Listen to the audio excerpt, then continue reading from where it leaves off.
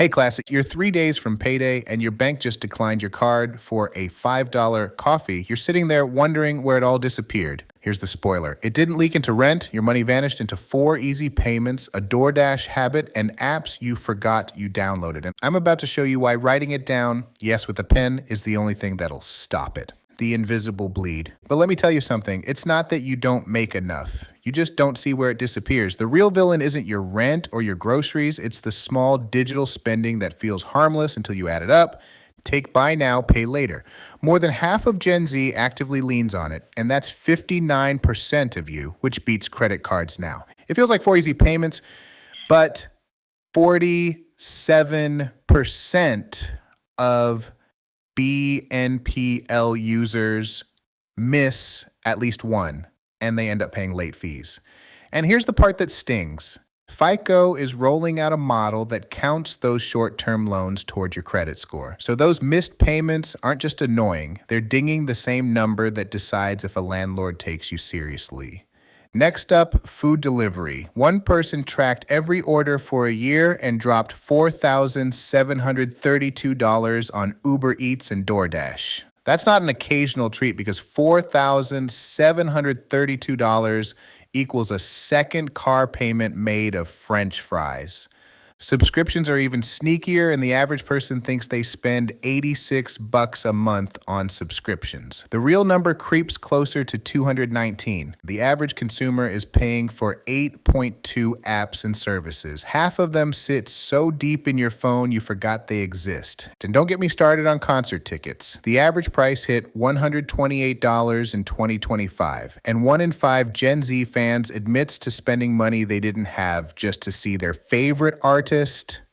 And that's the real trap, because none of these feel like real spending when your phone never hands you a receipt. Your phone just buzzes and the money vanishes, so stop guessing and start writing. A budget is just a spending plan. Okay, you need to know where all that money actually disappears. It goes wherever you don't look, and the only way to catch it is to track it on paper. Let me be clear, I'm not talking about a budget. That word sounds like a diet, and nobody wants to be on a diet. I'm talking about a spending plan. It's just a piece of paper where you write down what you spent before you pretend it never happened. Money comes in and it tries to leave before you even blink, but you decide which exits are allowed.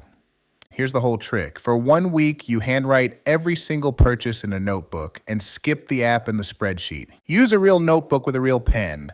You might think an app is faster, and you'd be right, but apps let you hide.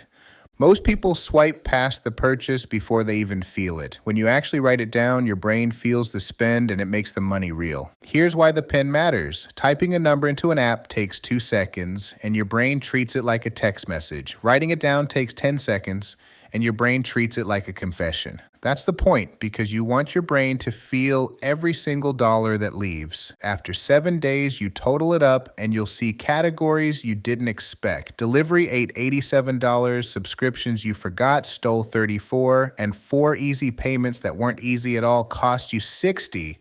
The worst part isn't the total. It's realizing how many of those purchases you don't even remember making. That's the revelation. A spending plan isn't a cage, it's a mirror, and most people hate looking in it because the reflection is ugly. But if you can stand to look 1 week, you stop being broke by accident. You start being broke on purpose, which means you can stop. Knowing the leak is cute, but plugging it changes your life. The June Spending Challenge? Okay, here's the actual game. I call it the June Spending Challenge, and it isn't homework, it's a dare. You're not trying to become a millionaire in a week. You're trying to catch your own brain in the act of spending money you don't have. That's the whole point of the challenge.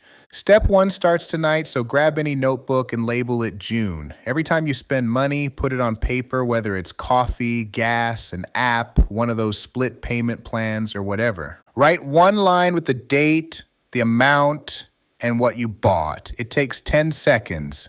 You can do this while you're watching this video or waiting for the bus. The notebook doesn't judge you, it just records the truth. Step 2 happens at the end of day 7. Sit down with a highlighter and circle anything that surprised you. That's your leak. It's the stuff that feels small but moves in packs. Step 3 is where you cut. Make 1 cut, not 10, and make it count. Cancel the subscription you haven't opened in a month.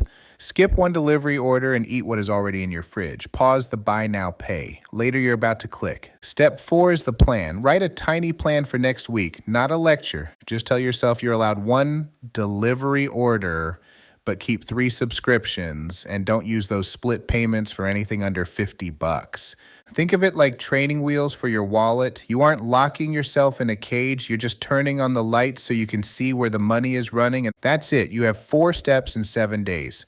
Do that and you prove to yourself that you aren't helpless. That's the win, and you don't need to be perfect. You just need to see the leak with your own eyes, because once you see it, you can't unsee it, and that's when you finally take control.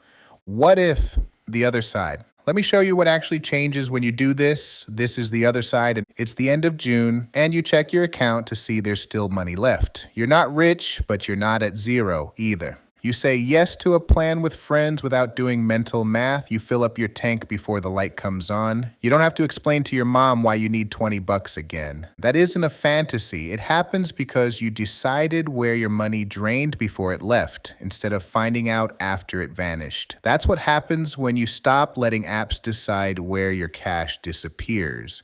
The spending plan becomes a habit, and the notebook becomes proof. Next month you do it again, but now you know your leaks, so it's easier. Imagine opening your notebook on day 7 and seeing the truth in your own handwriting. You see every coffee, every impulse buy, and every 4 easy payment that stopped feeling easy. That's the moment you take the wheel back and stop being a passenger in your own wallet. Start the June spending challenge today, and subscribe, because next time, we're building the Starter Emergency Fund.